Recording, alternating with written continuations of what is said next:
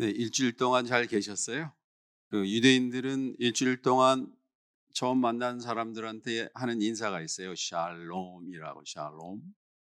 아랍 사람들도 똑같은 어원에서 나와요. 그 사람들은 마아살라마 또는 살람 알레이쿰. 그래서 여기는 샬롬하고 아랍어 살람하고 같은 어원이에요. 그 살람, 샬롬, 그 신약 성서에서는 예수님께서 너희에게 평화가 있기를 그리스어로 에이레네라고 했어요.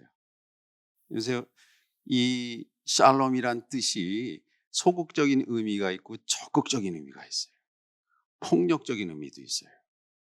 샬롬, 살람 이 단어는 아주 오래된 유대인들이 속한 셈족 사람들에게 아주 중요한 단어예요. 그 사람들의 자신의 일생을 정말 보람 있게 살고자 할 때 자신의 마음속에 품고 있는 단어가 샬롬이에요. 여기 SH 사운드가 기원후 6세기 아랍어가 등장하면서는 쉬 사운드가 없어지고 사가 돼요. 살람. 같은 어원이에요. 그런데 이 단어가 아주 오래된 셈족 사람들 개념으로 언제 등장하냐면요. 기원전 24세기에 등장을 해요. 그러니까 아브라함이 등장하기 600년 전에 이 단어가 등장을 해요. 그래서 이 샬롬 살람이라는 단어가 맨 처음에 등장하는 문서가 있는데 그것이 쐐기 문자로 쓰여진 아카드어의 맨 처음에 등장해요. 아카드어에 특별히 신전 인벤토리 텍스트라 그래서 예전엔 신전이 은행이었어요. 그래서 신전에서 토지를 구입하고 양을 구입하면서 소장농으로 일생을 삽니다. 메소포타미아의 90%들이 그때 인벤토리에 예를 들어서 말둑이라는 사람이 있으면 말둑 옆에 무슨 단어가 있으면 샬리마라고 써요. 이 무슨 경제 문서에 샬롬이라는 단어가 등장할까 가만히 봤더니 말둑이라는 사람이 신전으로부터 빌린 돈을 다 갚다 이런 뜻이에요. 그러니까 샬롬은 무슨 뜻이냐면요. 자신이 누군가로부터 빌린 돈을 완전히 상환하다란 뜻이에요. 이것이 경제적인 문헌에 등장하는 샬롬이란 뜻이에요. 그 단어가 기원전 한 15세기 정도에 등장한 히브리 사람들한테 들어가서 영적인 의미를 가지게 됐어요. 물질적인 의미로는 은행에서 빌린 돈을 다 갚았을 때, 여러분이 은행에서 돈을 빌렸다가 다 갚았을 때의 마음이 있죠. 그게 샬롬이에요. 그런데 유대인들이 등장을 해서 히브리인들이 등장해서 샬롬이라는 뜻이 정신적이며 영적인 의미로 전환하기 시작을 합니다. 샬롬은 우리 각자가 태어난 이 세상에서 여러분이 해야 될 독자적인 임무가 있다는 거예요. 여기 계신 모든 사람이 그 임무를 갖고 있어요. 저는 그걸 알아요. 왜냐하면 세상에 있는 모든 꽃들은 전부 다르기 때문에 예쁜 거예요. 저 핀 민들레가 아름다운 이유는 민들레에게 오로지 집중되어 있어서 다른 민들레가 예쁘건 더 크건 상관하지 않기 때문에 아름다운 거예요. 아름다움이란 그런 거예요. 그래서 민들레는 자기가 싹을 틔우고 월계관과 같은 그 씨앗을 올려서 하늘로 쫙 올라가서 수십 미터 날아가는 것을 자신의 임무로 알아요. 그거 하기 위해서 민들레도 태어난 거예요. 마찬가지로 모든 인간은 여러분이 해야 될 임무가 있어요. 그거 아는 게 각성이라 그랬죠. 깨달음이라 그랬죠. 그걸 알려주는 것이 소명이라 그랬죠. 그래서 샬롬이라는 의미가 무슨 뜻이냐? 자신이 짧은 인생 살면서 해야 될 한 가지를 아는 거예요. 그리고 그것을 완수하기 위해서 몰입하는 거예요. 몰입할 때 기적이 일어나는데 성공과 실패에 상관이 없어요. 몰입 자체가 성공이기 때문에. 그래서 자신이 정한 임무에 목숨을 바쳐서 자신이 스스로 보람된 감정을 느끼는 상태, 그 심리적인 상태가 뭐냐? 샬롬. 그런데 자신이 해야 될 임무를 알지 못하니까 최선이 안 나와요. 그럭저럭 살아요. 제가 일주일 만에 여러분은 배웠지만 일주일을 가만히 뒤돌아보세요. 뭐 했나? 한 거 별로 없어요. 그렇게 해서 60년 오고 70년 오고 그러다 죽는 거예요. 샬롬은 뭐냐? 당신이 해야 될 유일한 임무, 하느님이 맡겨준 임무를 알고 있습니까? 그거를 알고 있다면 몰입했습니까? 결과에 상관없이 여러분은 그거에 충성을 다했습니까? 이게 샬롬입니다. 샬롬. 예수님께서 제자들에게 부활하신 후 에이레네 너희들에게 평화가 있기를. 이 말은 내가 왔으니까 여러분이 편안히 있어, 그거 아니에요. 제자들한테 너희들이 해야 될 일을 너희가 알고 있느냐 꾸짖는 거예요. 그거 알지 못하는 거 있죠. 그걸 죄라 그래요. 인생에서 가장 큰 죄는 십계명에 나온 게 아니에요. 가장 큰 죄는요, 자신을 모르는 거예요. 자신을 모를 뿐만 아니라 자신이 해야 될 일을 모르는 거예요. 왜 해야 될 일을 모르냐? 생각해 본 적이 없어서요. 왜 생각해 본 적이 없느냐? 휩쓸려서 한 거예요. 우연히 제가 남자로 태어났다 그랬죠. 우연히 한국 사람으로 태어났다 그랬죠. 우연히 제가 기독교인이 됐다 그랬죠. 우연히 자기의 현재의 스테터스 쿠어 있는 그대로를 자꾸 유지하려고 그래요. 여기서부터 떠나라. 그래서 일본 첫 번째 강의가 레클르가 너 자신을 위해서 버릴 수가 있느냐 이거예요. 안 버려요 사람들. 특별히 종교인들이 안 보이고 철학자들이 안 보이고 권력자들이나 경제자들은 말할 필요도 없고 더 몰라고만 해요. 몰라. 그래서 첫 번에 여러분한테 제가 인사를 드리니까 샬롬. 앞으로 우리가 10주를 할 텐데 여러분이 해야 될 유일한 임무를 알고 있습니까? 이거 알면요 몰입할 수가 있어요. 이거 몰입하면요 세상에 두려운 게 없어요. 왜? 그 몰입 자체가 천국이기 때문에 그래요. 천국이 지금 여기서 이루어지기 때문에 그런 겁니다. 샬롬. 여러분한테 제가 인사를 드린 거예요. 일주일 동안 여러분 일주일을 가만히 뒤돌아보세요. 과연 내가 해야 될 일을 알고 있었느냐? 그걸 알았다면 내가 몰입했느냐? 아니면 반성하면 돼요. 반성하는 것이 리턴이에요. 그렇죠? 자신이 해야 될 원래의 상태로 돌아오는 거. 오늘은 소명의 아브라함 이야기의 두 번째 시간인데요. 두 번째 시간의 제목을 제가 계약이라고 했어요. 계약. 이 단어가 아주 중요한 단어예요. 뭐 매번 중요한 단어니까 히브리어로 버리스라고 여러분 교재에 나타나 있는 버리스라는 단어예요. 그래서 오늘은 계약이 뭔지, 약속이 뭔지, 약속과 계약이 왜 인간한테 희망인지, 왜 계약이 인간을 변화시키는지, 왜 이 중요한 시점에 하느님이 아브라함과 계약을 맺었는지, 특별한 의식을 통해서 계약을 맺는 것이 창세기 15장 내용이에요. 그래서 오늘 계약에 관한 이야기를 합니다. 그래서 오늘 맨 처음에 여러분하고 계약을 얘기하겠다, 이 버리트란 말로, 이건 1961년 막 샤갈의 그림입니다. 아직 샤갈이 직접적으로 계약하는, 아브라함과 하나님과의 계약, 그거를 그리진 않았어요.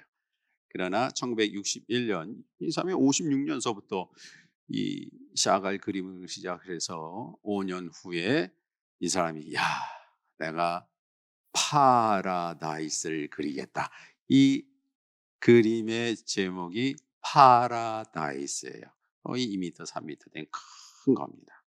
여러분 프랑스 니스에 가면 다른 데 가지 말고 막 샤갈 성서 박물관을 가십시오. 파라다이스. 파라다이스가 뭡니까? 파라다이스. 뭐가 천국이에요? 파라다이스란 개념이 사실은 유대인들한테 없었어요. 오늘 아브라함 죽는 얘기가, 아브라함이 오래 살다가 유대인들한테는 죽는다는 것이 아버지에게로 돌아갔다예요. Return to his fathers가 죽는다는 거예요. 천국이란 단어가 등장하지 않아요. 근데 천국이라는 개념이 등장한 것이 기원전 한 3세기고요. 에덴 동산이라는 히브리 단어의 에덴 동산 간이라는 히브리 단어를 번역을 뭘로 해다니면 파라다이소스로 번역해요. 파라다이소스. 이 파라다이스란 말은 사실 히브리어도 아니고요, 그리스도 아니에요. 너무 신기하게 이 단어는 페르시아어예요. 기원전 5세기 성서에 등장하는 고레스가 사막에 이 프레리 지역이니까 아주 모래밖에 없는 데다가 특별한 공간을 만들었어요. 주위에는 나무를 쭉 심어놓고, 그리고 중간에는 물이 흐르는 인공 수로를 만들어 놓고, 그리고 외국을 침공하면서 이집트를 침공해서 코끼리 갖고 오고, 저 인디아를 침공해서 코뿔소를 갖고 오고, 뭐 이런 식으로 해서 특별한 동물원이자 식물원을 만들어 놨어요. 그래서 고레스가 사방이 담으로 둘러싸인 장소를 만든 거예요. 그게 고대 이란어로 파이리다에자였어요. 파이리다에자. 이 파이리다에자. 그래서 기원전 4세기에 소크라테스의 제자인 제노폰이 인도로 원정을 가다가 이 파사르가데라는 고레스의 도시에 간 거예요. 그랬더니 야, 사막에 새들도 있고 동물도 있고 진귀한 식물, 수로도 흐르는 기가 막힌 장소를 본 거예요. 이게 뭡니까? 그랬더니 페르시아 사람들이 이것이 파이리다에자다. 아, 그러면 크세노폰이 이거를 그대로 그리스로 음역하자. 그래서 파라다이소스가 됐고, 그 단어가 영어의 파라다이스가 된 거예요. 어디가 파라다이스냐? 사실 어느 장소나 파라다이스가 될 수가 있어요. 어느 시간이 파라다이스냐? 어느 시간이나 파라다이스가 될 수가 있어요. 파라다이스가 될 수 있는 시간과 공간이 특별히 있어요. 그건 뭐냐? 일상의 시간에서 자신이 의도적으로 구별하여 매일 그것을 거룩하게 여기면 돼. 거기서 무슨 개념이 나오냐면 소위 말하는 거룩하다, 홀리니스라는 개념이 나와요. 홀리니스는 원래 태어날 때부터 거룩한 게 아니라 내가 의도적으로 나를 변화하기 위해서 구별한 장소와 시간이 홀리한 거예요. 우리 이제 야곱 얘기, 요셉 얘기 쭉 나갈 때 항상 하는 말이 뭐냐? 이곳이 하나님이 계신 곳인데 내가 알지 못했다. 이거 뭐냐? 일상이 파라다이스가 될 수 있다는 거예요. 그러나 자신을 찾지 못하면 일상을 일상으로 여겨요. 의식이 깨어나면 일상이 파라다이스가 되는 거예요. 지상에서 파라다이스를 연습해야 죽은 다음에도 갈 수가 있는 거예요. 그래서 시간적으로 일상의 시간과 구별된 시간, 그거를 안식일이라고 하는 거예요. 일주일 중 하루를 구별하는 거예요. 구별이 그 시간을 영원하게 만들어요. 여러분이 어떤 장소를 정하고 그 장소에서 자기 개발과 자기 승화를 위해서 매일매일 하루도 빠지지 않고 한 달만 그 장소에 길을 넣어 보세요. 그 장소가 예루살렘보다 더 거룩한 거예요. 메카보다 훨씬 더 영적인 거예요. 저한테 메카이며 저한테 바티칸이 있어요. 제가 10년 동안 매일 아침에 올라가는 하얀 방석입니다.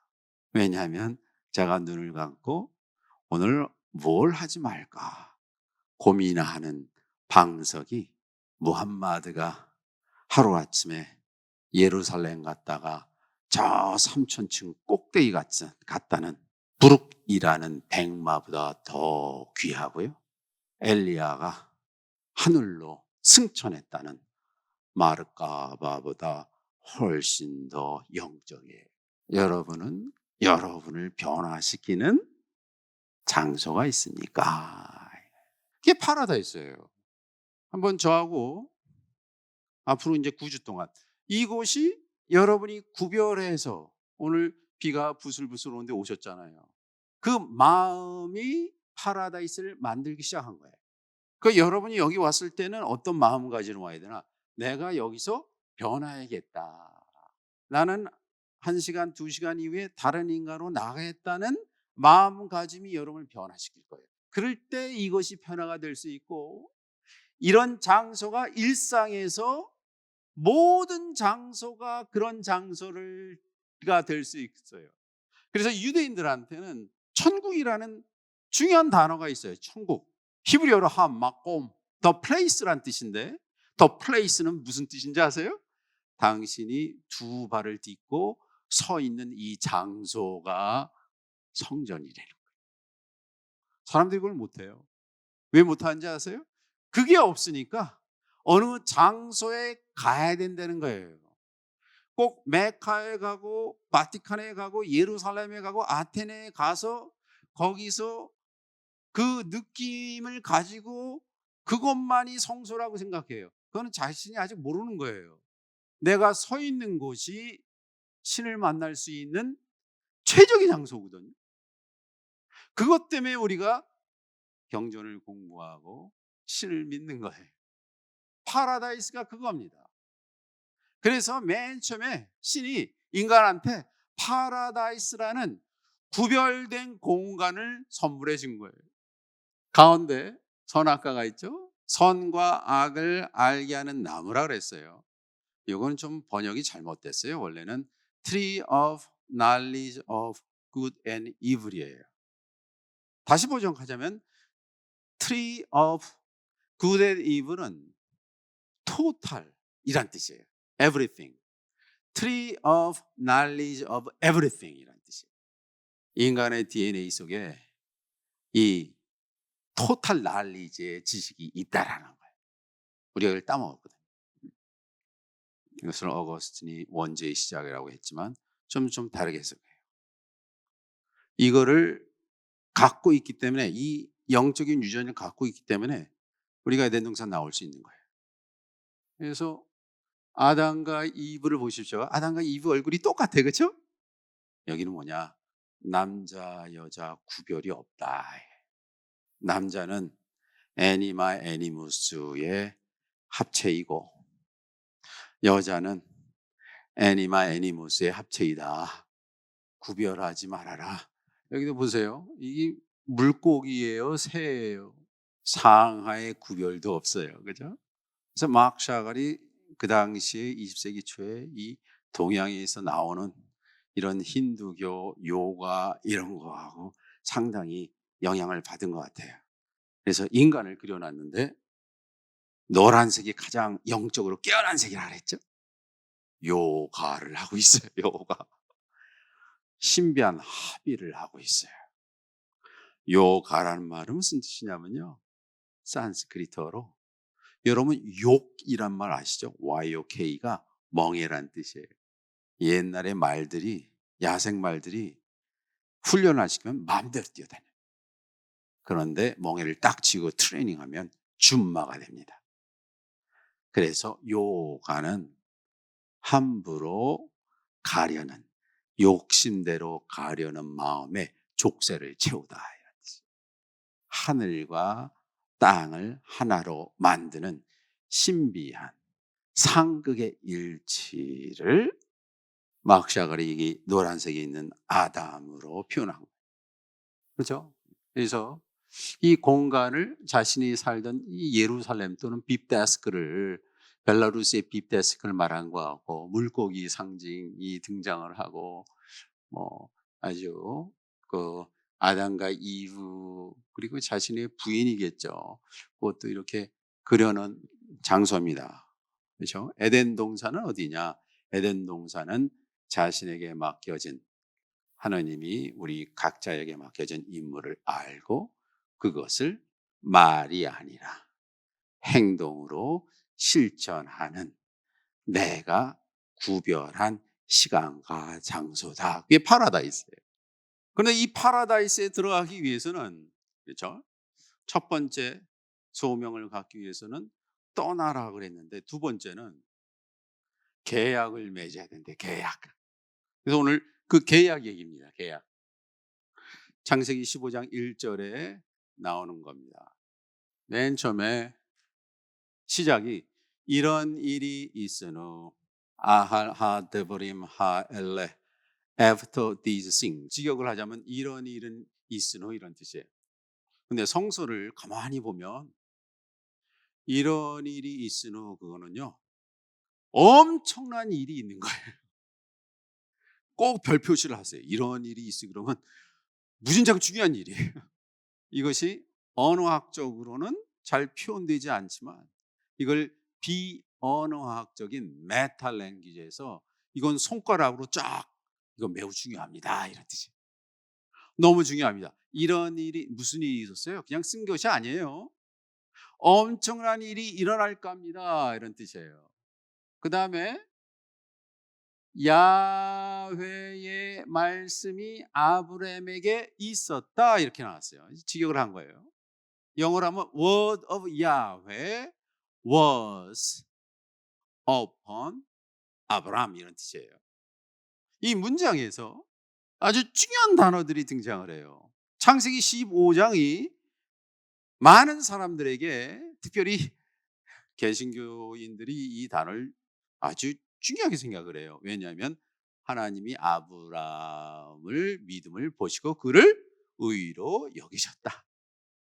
소위 말하는 이신칭의라는 교리를 여기서 만들어내는데, 믿음이란 무엇이냐 라는 개념을 설명하기도 하는데, 그 열쇠가 어디 있냐면 하나님의 여호와의 말씀이라는 단어에 있어요. 말씀.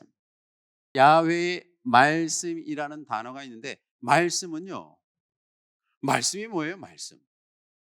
말씀, 보통 사람들은 말씀은 그냥 워드라 그래요. 워드, 말. 그거는 말씀의 의미가 아니에요. 이건 요한복음 1장의 태초에 말씀이 있었다. 엔 아르케헨 호 로고스. 그리스는 로고스라 그랬어요. 로고스. 로고스가 그냥 단순히 말이다, 이성이다, 그렇게 생각하면 안 돼요.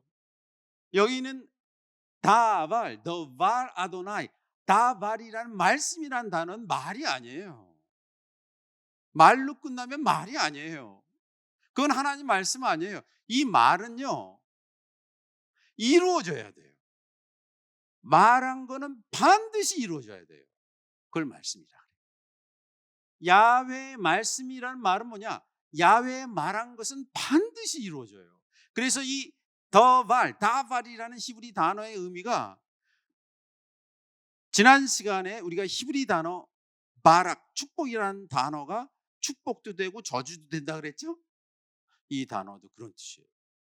이 다발이라는 단어가 두 가지 의미가 우리한테는 이해되지 않는 서로 다른 의미가 하나에 뭉쳐 있어요. 다발이라는 하나님 말씀이라는 단어가 첫 번째 의미는 말씀이에요. 말, 워드. 두 번째는 말을 통해서 이루어지는 사건이란 뜻도 있어요. 말을 했는데 이루어지지 않는다. 이걸 거짓말이라고 그래요. 그렇죠? 그럼 말하지 말아야 돼요. 그래서 침묵이 금이에요. 근데 말을 했다 그러면 반드시 지켜야 돼요. 그것이 더 말이란 단어가 처음으로 등장한 거예요. 하나님의 말씀은 뭐냐? 여러분이 성경을 읽는 목적이 뭐냐? 그냥 믿고 끝나는 게 아니에요. 믿고 내 삶에서 내가 행동으로 옮겨지지 않으면 거짓말이에요. 읽으나 마나한 거거든요. 그래서 말씀이란 뭐냐? 행동이. 이 단어를 그리스에서는 번역할 길이 없는 거예요. 그렇죠? 어떻게 말이면서 행동이냐?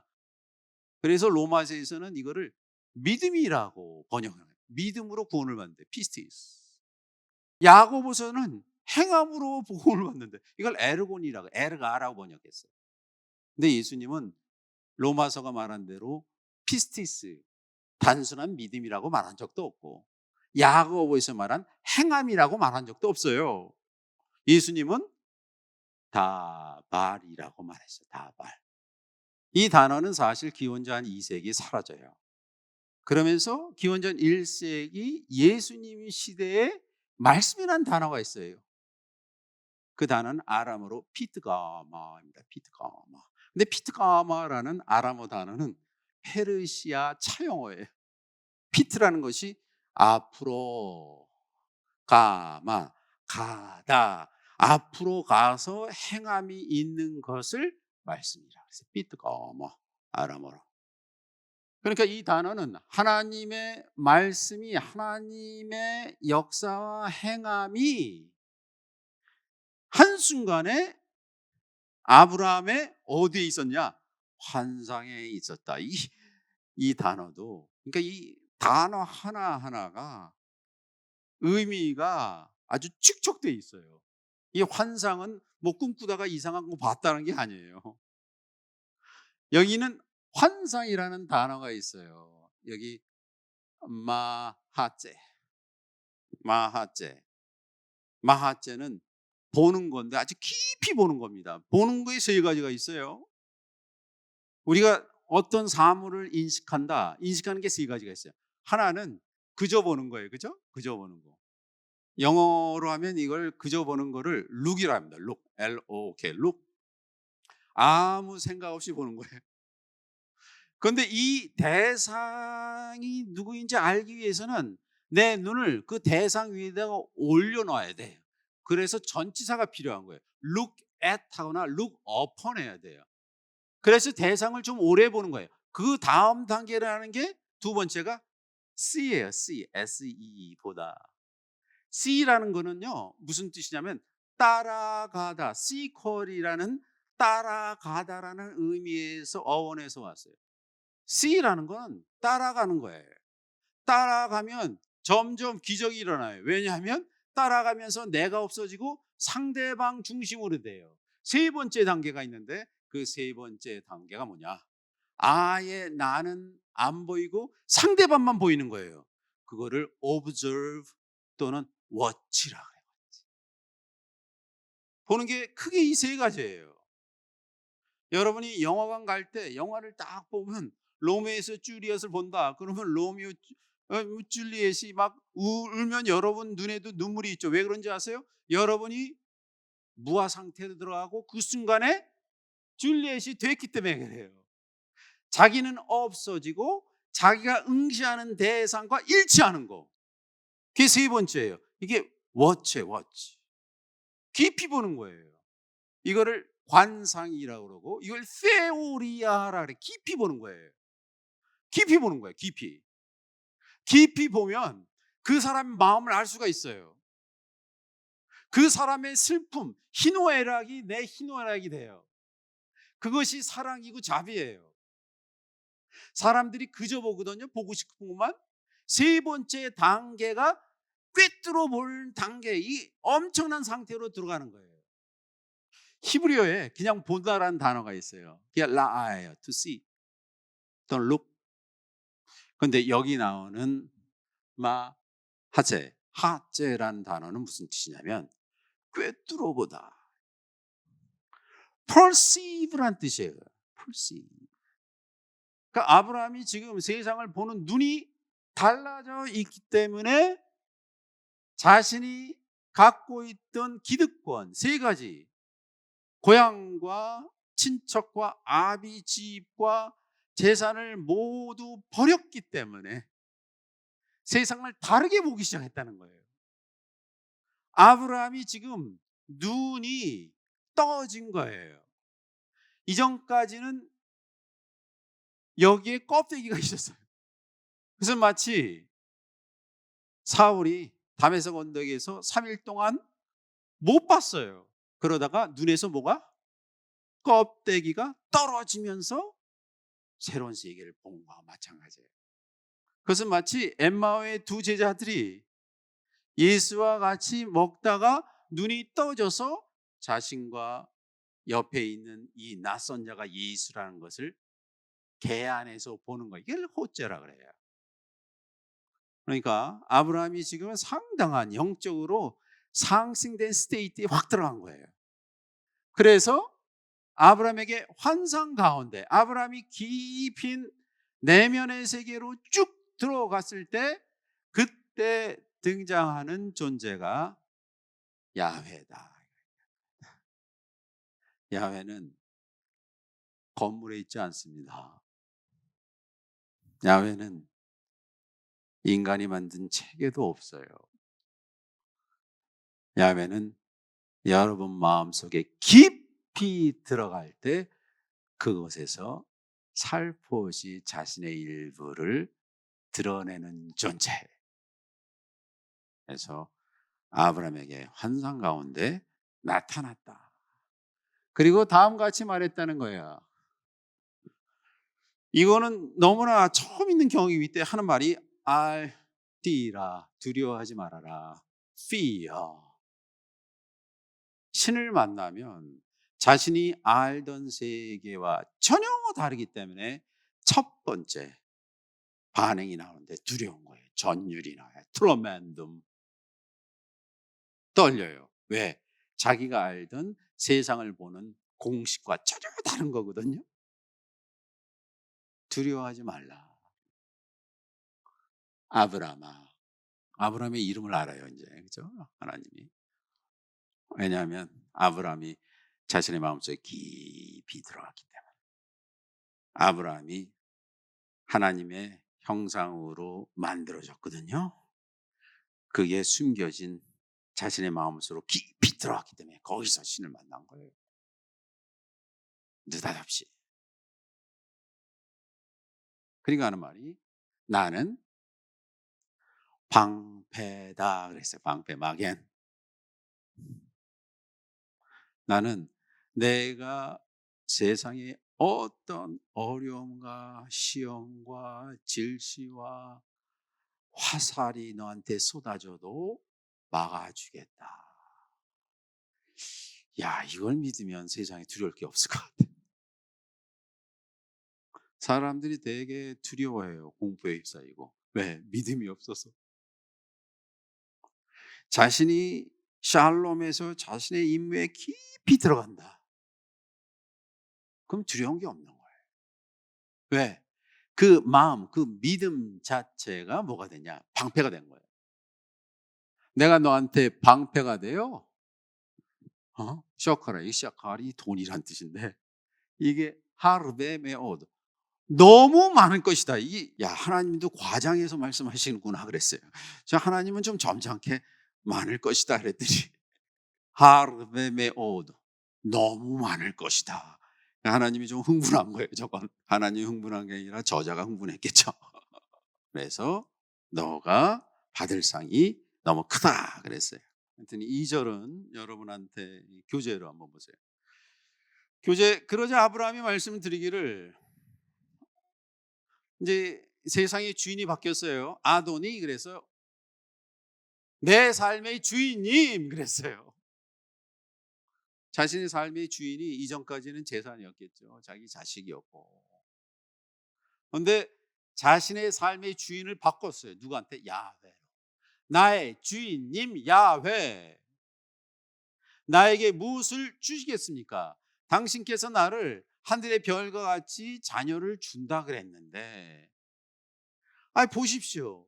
내 부인 사라는 불임 여성이고 우리 집안에 내 대를 이을 사람이 아무 내 씨가 없는데 어떻게 당신께서 나의 방패가 되고 축복을 주시겠다는 겁니까? 이게 축복입니까? 저주입니까? 이거예요. 그리고 하는 말이 막 하고 싶었어요. 저는 자식이 없습니다. 그랬어요. 생각을 해보세요. 아브라함이 75세 때 갈대아 우르를 떠났죠. 그러니까 이 15장 정도 되니까 뭐 한 80살이라 그럽시다. 80살인데 자식이 없어요. 자기는 죽어가고 있는데 나한테 무슨 축복을 준단 말입니까? 우리 집안에 있는 것이라고는 다메섹 사람의 엘리메섹이라는 종 하나 있습니다. 그렇죠? 요 번역은 이제 영어 번역이나 한글 번역이 좀 틀린 것 같더라. 우리 이 친척 중에 종으로 내가 산 종이 하나 여기 있습니다. 다메섹이 나를 이을 그런 후계자가 아닙니다. 후계자라고 있는 것은 우리 집안에 엘리에셀 하나인데 어떻게 당신께서 이 축복을 주시겠습니까? 말도 안 됩니다. 항변하는 거예요. 이 성서에 등장하는 인물들의 특징이 있어요. 하나님한테 꼭 대들어요. 질문해요, 질문. 아브라함 여론 소돔과 고모라 50명, 몇십 명, 나중에 5명 항정해요. 신은 순종이 아니라 순명을 원하는데 순명하기 위해서는 내 자신이 신의 섭리를 완벽하게 이해해야 돼요. 그때까지 묻고 또 물어야 돼. 질문해야 돼요. 질문이라는 것이 한 단계에서 다음 단계로 갈 때 반드시 필요한 겁니다. 문자가 한자로 문문자에다가 문문자가 뭐냐 입구가 있어요. 말을 통해서 질이라는 것이 조개패를 도끼를 2개 놓고 조개패를 썼어요. 내 삶의 가장 소중한 거를 도끼로 패갖고 그걸 내놓으면서 내가 그 다음 단계로 도약하기 위해서 일생일대의 질문을 던져야 돼요. 신앙은 질문이에요. 성서는 질문입니다. 제가 그래서 한 10년 전에 구약 성경의 그 책 내용을 신의 위대한 질문이라고 했어요. 구약 성경은 인간의 위대한 질문이에요. 성서는 질문지지 해답지가 아니에요. 정확한 질문, 간절한 질문, 적절한 질문이 뭔지 아세요? 해답이에요. 그런데 나하고 상관없는 사람이 해답 쓴 걸 자꾸 이게 컨닝하려고 그래요. 그거 여러분한테 안 맞아요. 아브라함이 지금 질문하는 거예요. 질문. 난 자식이 없고 이 엘레색 다메섹 사람 저 사람은 내 친척 중에 한 명 종 하나밖에 없는데 아브라함이 말했다. 아주 간결해. 헨리 제발 나 좀 보십시오 이런 뜻이에요. Look at me 이런 뜻이에요. 당신께서는 나에게 여기 이제 중요한 단어가 자식을 주지 않으셨습니다. 자식이라는 단어를 사용하지 않고 씨앗을 주지 않으셨습니다. 씨앗을 안 줬대. 생명의 씨앗이에요. 생명의 씨앗. 이 씨앗이라는 스페르마티코스 그래서 하나님의 말씀을 초대 교부들이 로고스 페르마티코스, 생명을 지신 씨앗의 말씀이라 그랬어요. 이 말씀이 성서가 여러분 마음속에 적절하게 떨어지면 이 싹이 나와요. 적절하게 떨어지면 여러분의 언행이 달라져요. 적절하게 떨어지면 그 언행으로 다른 사람이 즐거워해요. 그게 씨앗이에요. 근데 씨앗에서 생명이 나오는 그 과정은요, 미스터리예요. 과학은 현상을 설명할 뿐이지 생명이 어떻게 탄생하냐는 몰라요. 영원히 모를 겁니다. AI 절대로 모를 거고요. 앞으로 1000년 후 과학도 모를 거예요. 있는 생명을 조작하죠. 나한테는 씨앗이 없습니다. 내 대를 이을 사람이란 내 집에 종밖에 없지 않습니까? 4절에 자 야훼의 말씀이 그에게 왔다. 보세요. 아까 계속 그 도발 아도나이, 4절에서도 이 도발 아도나이, 하나님의 말씀이 계속 너한테 왔다 그랬어요. 너 대를 이을 사람은 그가 아니다. 장차 그다음 내 어디서? 내 장에서. 내가 이거 바울이라 그랬어요. 완전히 대장 내장을 합쳐서 내 몸속에서 나올 존재가 너를 이을 것이다. 그렇죠? 어떻게 내장에서 그게 생명이 됩니까? 이건 몰라요. 인간은 신의 섭리를 이 세상에서 그 신비에 참여하는 자들이에요. 여러분이 전부 그렇죠? 생명이 어떻게 아는지 몰라요. 여러분 몸을 통해서 나오는 거죠. 여러분의 소유가 아니에요, 자식이. 그러고는 그를 밖으로 데리고 나가셔서 하늘을 쳐다보아라. 셀 수 있거든 저 별을 세어보라. 내 자손이 저렇게 많이 불어날 것이다. 엄청나게 많은 자손을 주겠다라고 약속하신 거예요. 약속. 그런데 사실이 이 약속이 너무나 허무한 약속이에요. 이 약속은 언제 이루어지면요, 한 800년 후에 이루어져요. 15장에 너희가 400년 동안 종살이 한다 그래요. 그러니까 하나님이 나한테 꿈에 나왔어요. 내가 너를 축복해 주겠다. 800년 후에 그런 거예요. 그게 믿음이라는 거예요. 믿음은 결과를 기대하고 하는 게 아니에요. 내가 모든 것을 던질 때 오는 확신인 거지 결과를 기대해서 하는 게 아니에요. 가나안 땅 800년 후에 들어갑니다. 인간한테 필요한 거는, 우리 젊은이들한테 필요한 거는 희망인데, 그 희망은 어디서 오느냐? 불가능 가운데 희망이 있다는 그 간절한 마음과 불굴의 의지가 희망이에요. 그거 없이 인생, 우리가 시간 지나면 전부 죽거든요. 순간을 사는 사람에게 희망은 있는가? 라고 생각할 때 희망이 있다고 생각하는 거예요. 그 과정이 희망이지. 그래서 그거를 도라 그래서 도를 깨달으십시오. 도는 목적지가 아니라는 거예요. 도는 목적지로 가는 길이래요. 그게 도예요. 길도 짜서.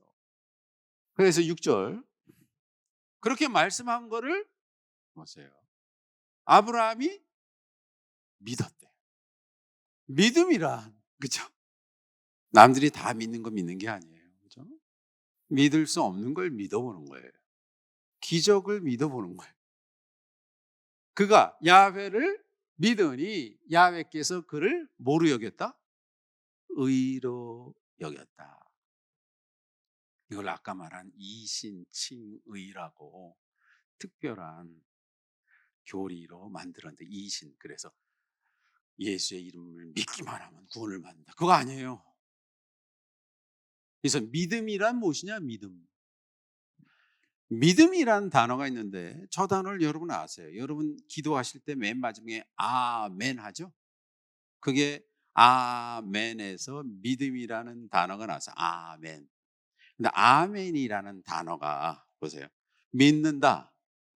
여러분이 내가 저 사람을 믿는다 했을 때 내가 믿는다는 것이 그 사람한테 즉시 믿는 겁니까? 아니면 이 사람과의 신뢰 관계가 있기 때문에 나는 그를 믿어 그러잖아요. 믿는다는 거를 문법적으로 품사를 말하자면 믿는다, 믿다라는 것은 동사가 아니에요. 이거 형용사예요, 형용사. 이게 state예요, state. 소위 말해서 I love you. love도 마찬가지입니다. I love you. 이거는 I am in the state of loving you. 너를 사랑하는 상태이지. 이 순간에 사랑하는 거 아니에요. 이 순간에 사랑하는 것은 나쁜 짓 하라는 거예요, 그거. I believe in you. I believe you라는 것은 내가 당신의 행적을 이전부터 보았고 지금 그 행적으로 내가 믿고 있는 상태다, 이런 뜻이에요. 아브라함이 모든 것을 버리고 이 믿음을 가지고 희망을 가지고 집을 떠나왔기 때문에 하나님이 그를 의로 여겼다. 이게 의라는 단어가 아주 중요한 단어가 나왔어요. 의라고 번역되는 단어가 두 개가 있어요. 하나는 정의가 있고 또 하나는 의로움의 의가 있어요.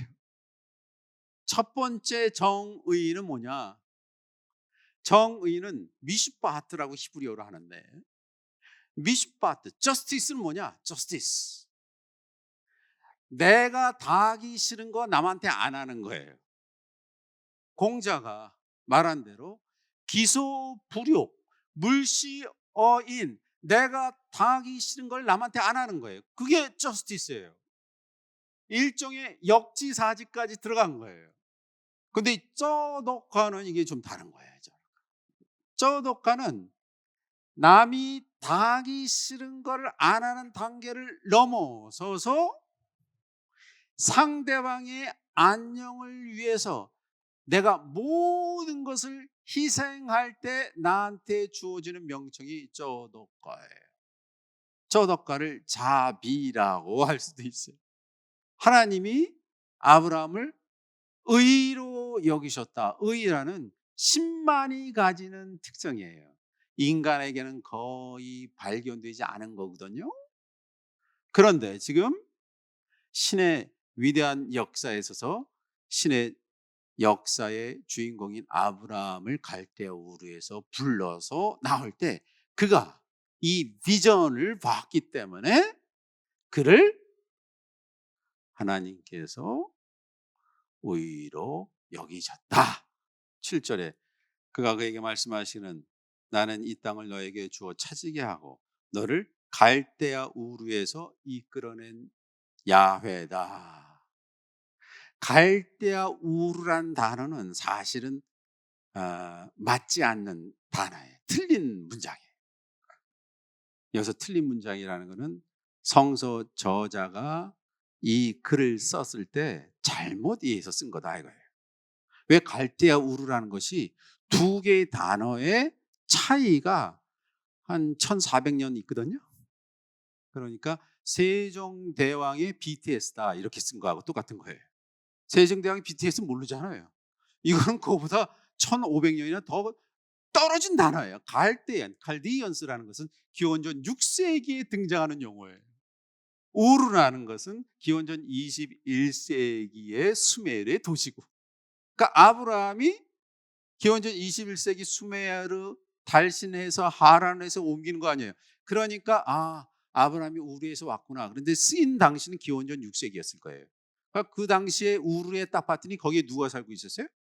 갈디언스, 소위 말하는 신바빌로니아 사람들이 살고 있었기 때문에 이걸 갈대아 우르라고 쓴 거예요. 뭐 실수할 수도 있어요. 그래서 갈대아 우르에서 이끌은 야훼다 그랬어요. 8절에 그가 말하기를 야훼 나의 주인님, 내가 그것을 차지하게 될지 제가 어떻게 알겠습니까? 증거를 보여주십시오. 9절에 나에게 3년 된 송아지, 암송아지 한 마리, 3년 된 암염소 한 마리, 3년 된 숫양 한 마리, 산비둘기 한 마리, 집비둘기 한 마리를 가지고 오너라. 이 3년 된 송아지, 염소, 그리고 암소, 황소 이렇게 데리고 온 거는 이게 가장 이제 새끼를 잘 낳을 최고의 양과 염소와 제산이거든요. 그리고 산 비둘기와 집 비둘기를 가져와라. 이거는 아주 오래된 그 고대의 계약을 맺을 때 하던 방식이에요. 계약을 맺을 때 어떻게 하냐면 A라는 사람과 B라는 사람하고 서로 배신하지 않고 서로 협력하여서 공동선을 이루겠다. 그 계약을 할 때 각각의 가장 소중한 자신의 재산 목록 1호를 갖고 와요. 소 한 마리를 갖고 오고 황소, 암소를 갖고 오고 염소를 갖고 와서 그것을 반을 갈라서 피를 냅니다. 그리고 우리가 이제 이 계약으로 하나가 되었다를 약속하는 겁니다. 근데 왜 그렇게 하느냐? 만약에 계약을 파기할 시는 어떻게 된다는 거예요? 이 희생 동물처럼 될 것이다. 그게 오늘 우리의 주제인 언약, 카비넌트, 계약, 브리스란 말이에요. 그래서 그가 이 모든 것을 그에게 가지고 가서 몸통을 쪼개어 마주보게 하고, 그러나 새는 반으로 쪼개지 않았다. 왜 비둘기는 쪼개지 않았느냐? 뭐 여러 가지, 너무 조그매서 안 쪼갰다 이런 사람도 있고, 또는 또 이 새라는 것이 희망의 상징이거든요. 여러분, 노아 홍수 사건의 마지막에 비둘기를 쫙 보내서 비둘기가 올리브 잎을 따고 와서 희망이 있다는 걸 말해주지 않습니까? 그 유엔의 상징이 이 올리브 잎을 입에 문 비둘기예요. 그게 유엔이거든요.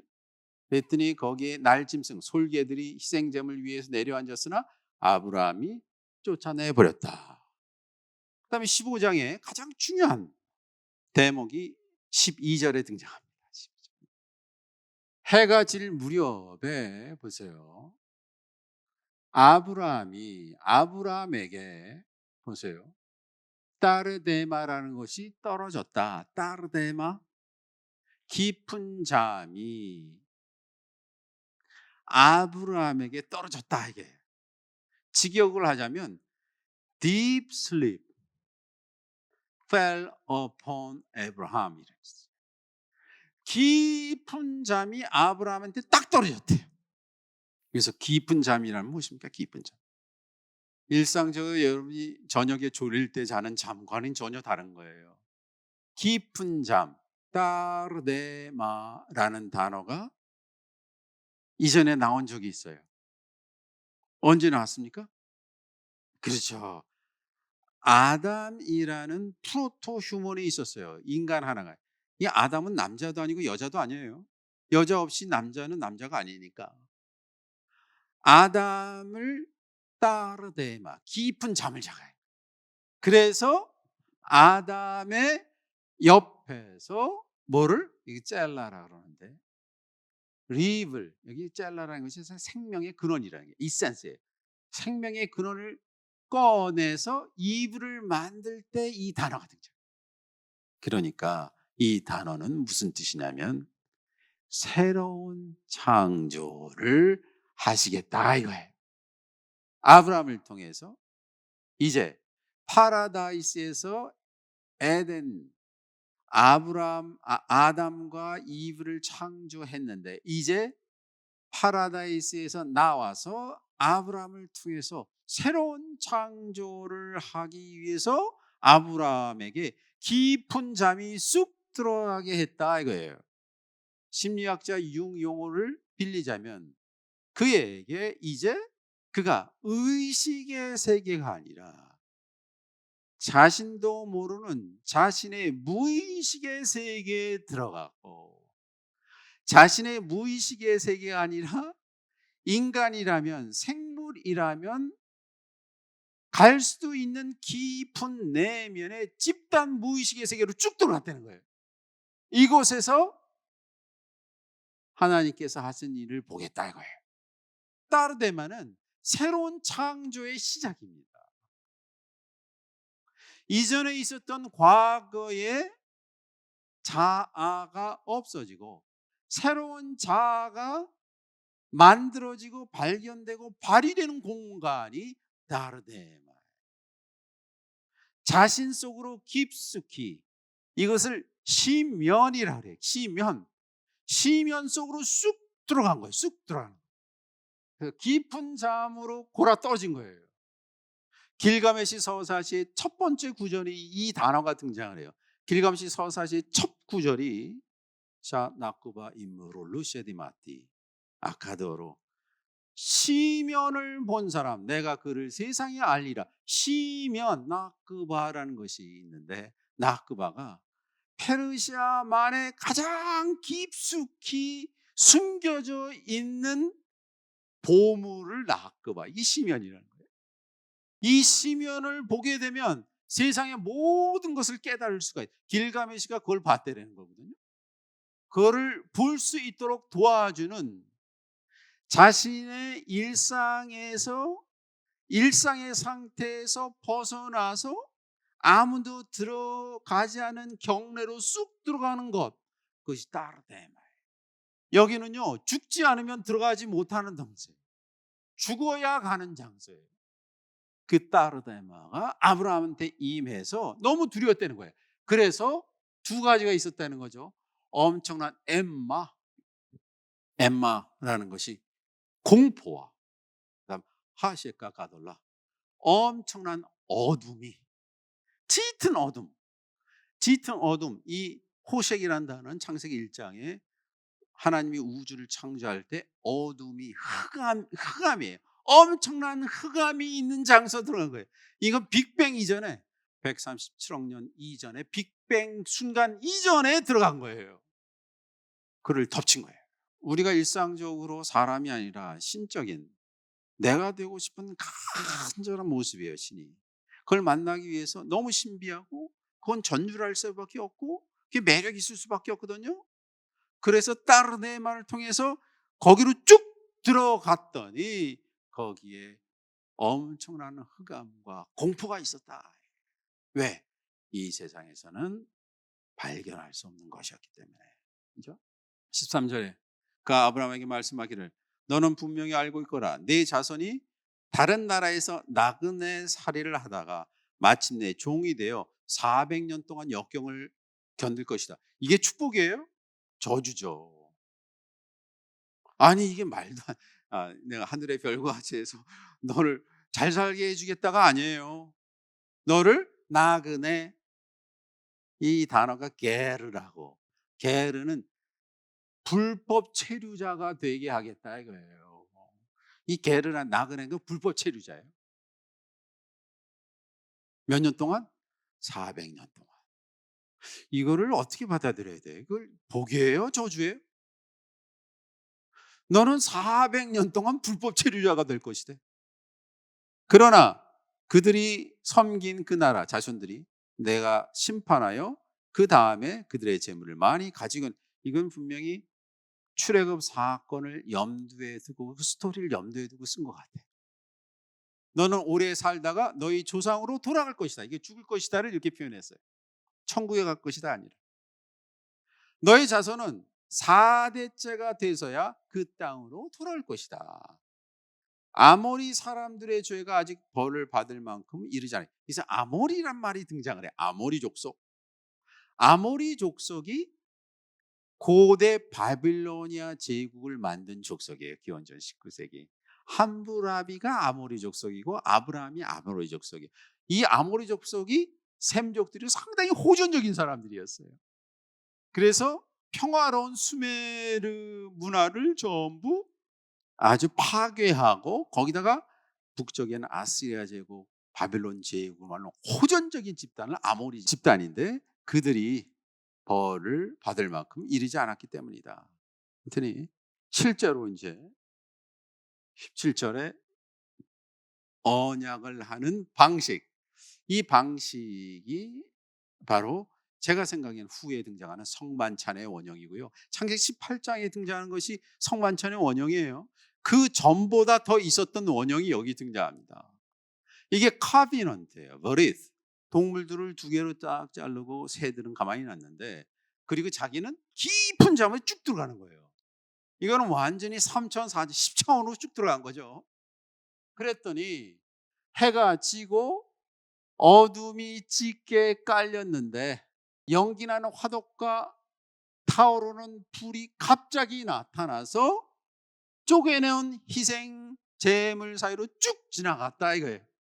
근데 불이 내려와서 쪼개내온, 이거는 아브라함이 자기가 갖던 모든 재산을 다시 신에게 드리고 새로운 희망을 갖고 살겠다는 약속을 했는데 그 가운데 불이 내려와서 지나갔다, 그렇게 얘기를 한 거예요. 바로 그날에 주께서 아브라함과 언약을 맺으셨다 그랬어요.